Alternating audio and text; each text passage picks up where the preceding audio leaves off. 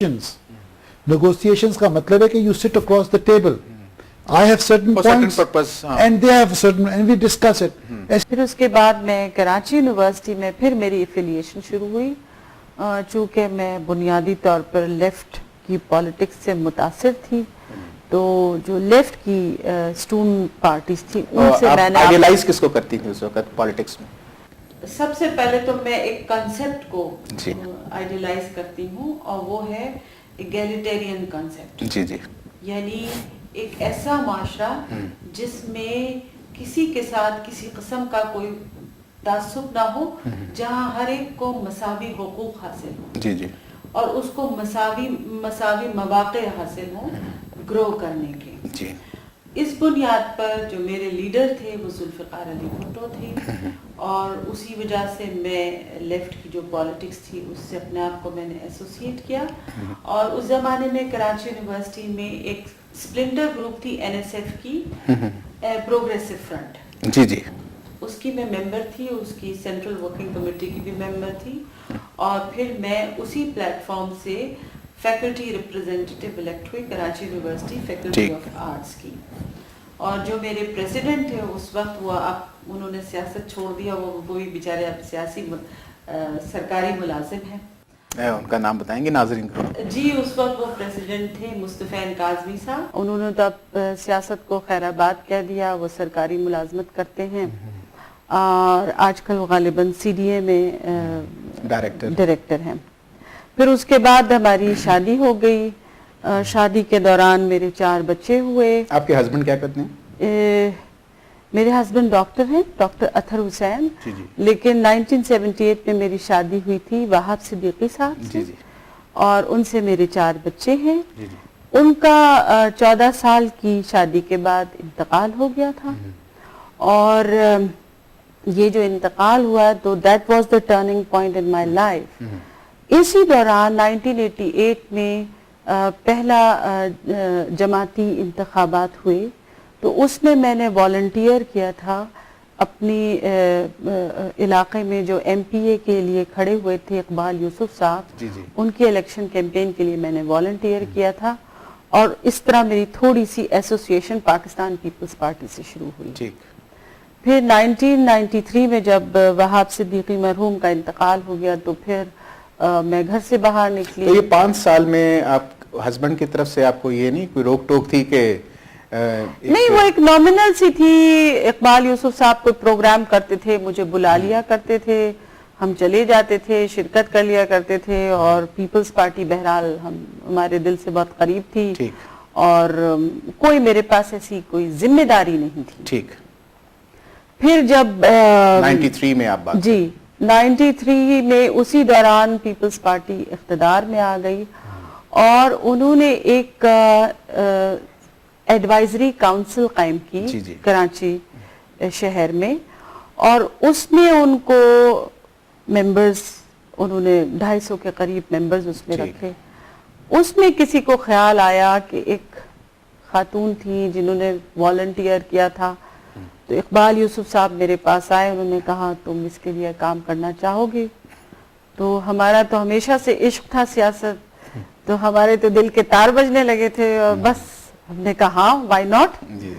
تو اس طرح ہم سیاست میں آئے. تو 88 میں بے نظیر بھٹو جب تھیں وزیر اعظم اس وقت آپ ایکٹیو پالیٹکس میں نہیں آئیں؟ نہیں, آفر تو کی تھی, والنٹیئر تو کیا تھا لیکن غالباً کوئی ایسی اپرچونٹی موجود نہیں تھی کہ جس میں میرے لیے کوئی موقع مل سکے کام کرنے کا. اب ویسے بھی 1994 میں پھر میں ممبر ایڈوائزری کاؤنسل بنی اور اس کے 2-3 مہینے کے بعد مجھے پیپلز پارٹی ویمنز ونگ صوبہ سندھ کی انفارمیشن سیکرٹری بنایا.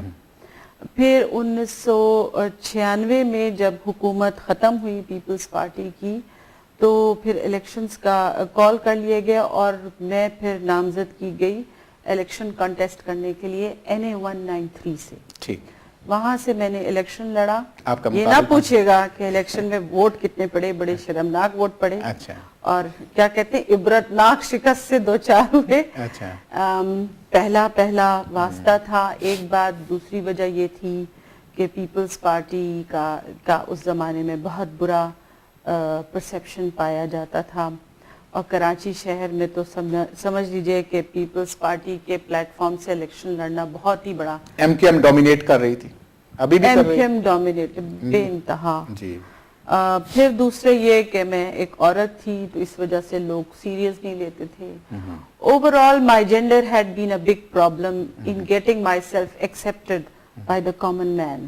صحیح۔ ٹھیک ہے نا، ان کے اپنے تحفظات ہیں، اور یہ بڑی عجیب سی بات ہے افتخار صاحب کہ کراچی شہر جو کہ پاکستان کا سب سے پڑھا لکھا شہر ہے، جہاں پر سب سے زیادہ پروفیشنلز رہتے ہیں، جو کہ ایک انڈسٹریل سٹی کہلایا جاتا ہے، کمرشل تجارتی مرکز کہلایا جاتا ہے، لیکن اس کے باوجود وہاں کے لوگ سیاسی طور پر، وہ سماجی طور پر، سوشلی تو دے آر ویری پروگریسو، اپنی بہو بیٹیوں کو، بیویوں کو گھر سے باہر نکلنے دیتے ہیں، ان کو کام کرنے دیتے ہیں، ان کو تعلیم برابر کی دیتے ہیں، لیکن سیاسی طور پر ابھی تک وہ کنزرویٹو ہیں۔ انہوں نے ابھی تک کسی عورت کو آج تک، یہ جو تاریخ ہے، کسی کو منتخب نہیں کیا۔ تو کیا وجہ کیا ہے کہ میل ڈومینیٹڈ سوسائٹی، ان کی کیا سائیکی کیوں اس طرح کی ڈیولپ ہو چکی ہے؟ دیکھیے یہ صدیوں پرانی سائیکی نہیں مطلب یہ نا کہ ابھی تو کافی ہے، آپ کو پتا ہے پروگریسو سٹی کہا جاتا ہے، لیکن وہ پروگریسو سٹی جو ہے وہ ابھی بھی اس مقام پہ نہیں پہنچی جہاں وہ عورت کی لیڈرشپ، ایکسیپٹیبلٹی نہیں ہے ان کے لیے۔ نہیں، ابھی نہیں ہے، ٹھیک ہے، ابھی بھی وہ عورت کو پیچھے رکھتے ہیں۔ آپ خود دیکھیے نا، ہم جب اپنی پارٹی فنکشن کر رہے ہوتے ہیں، چاہے وہ ہم سے بہت کم لیول کا عہدیدار ہو، جی جی، لیکن اس کو زیادہ اہمیت ملے گی۔ لیکن بے نظیر بھٹو جو آپ کی لیڈر ہیں، میرا خیال ہے وہ ایک پاپولر لیڈر ہیں، ان کے محترمہ بے نظیر بھٹو کی بات بالکل الگ ہے، لیکن وہ خاتون تو ہے نا جو وہ آپ چیئرمین ہیں، اور آرگومنٹ جو ان ہے کا اس والے سے۔ جینڈر ایشو نہیں ہے، ان کے لیے جینڈر ڈز ناٹ ایگزسٹ۔ نہیں لیکن وہ بھی تو ان کے خاتون ہے علاوہ- نا، آپ کے اس جی جی، آرگومنٹ کا وہ- میں جواب دے رہا ہوں۔ وہ بات درست ہے، لیکن ایک بات یاد رکھیے، جی۔ محترمہ بے نظیر بھٹو صاحبہ جو ہیں، اس شہید ذوالفقار علی بھٹو کی بیٹی ہیں، جی نمبر ایک۔ جی نمبر دو یہ ہے کہ انہوں نے ثابت کیا کہ وہ اس بات کی اہل ہے۔ دیکھیے نا، وہ جوان تھیں، خوبصورت تھیں، تعلیم یافتہ تھیں، یہ وہ وقت تھا جو کہ یوزولی ہوتا ہے، وہ ملک سے باہر چلی جاتی، لیکن وہ ملک سے باہر نہیں گئی۔ انہوں نے اس جرنیل کا مقابلہ کیا، جی، اس نے ان کو کہا کہ تم ملک سے باہر چلی جاؤ، ہمیں کوئی اعتراض نہیں ہے، وہ نہیں گئی، وہ چیلنج کرتی رہی۔ لیکن اب کیوں چلی گئی ہیں؟ ابھی تو وہ جنرل صاحب کہتے ہیں کہ وہ آ سکتی ہیں، مقدمات کا جو سامنا کریں وہ آ کے۔ وہ 99 میں گئی، جی وہ گئی ہیں 12 اپریل 1999 کو، جی اور شاید آپ کو یاد ہو 16 یا 18 اپریل کو وہ ججمنٹ آئی، جی، وہ اس سے پہلے چلی گئیں، اور انہوں نے باقاعدہ اجازت لی تھی۔ اچھا، وہ یہ سوچ کے یقیناً نہیں گئی تھی کہ وہ واپس نہیں آئیں گی، یا میاں صاحب کی حکومت ٹاپل ہو جائے گی۔ نہیں، کی گئی، اس نے ساری فوج جڑی سی، وہ سیکریٹریٹ دے اور پرائم منسٹر ہاؤس تے آ کے کیوں بیٹھ لی سی؟